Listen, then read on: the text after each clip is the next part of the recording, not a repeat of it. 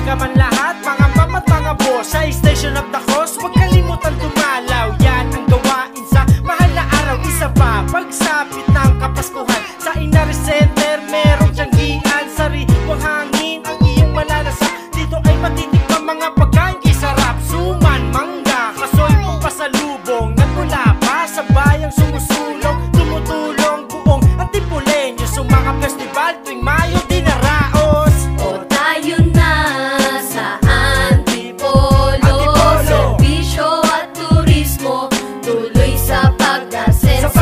Tayo'y magsama-sama at magtulong tayo para Antipolo laging numero uno.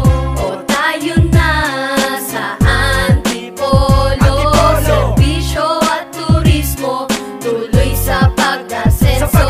Tayo'y magsama-sama at magtulong tayo para Antipolo laging numero uno. It's more fun here at Antipolo dahil maganda ang overlooking dito. Walang biro, nagkaisa buong sambayanan. Tatak ng karapatan at ng kaunlaran. One time, Pinoy ako, on time ako. Kaya mga turista, madalas dumayo. Pinaka-main attraction ay ang Cathedral, Our Lady of Peace and Good Boy, yes, siya may mahal. Sa mangingibang bansa at maglalayag dito, nagdarasal para ang biyahe ay panatag.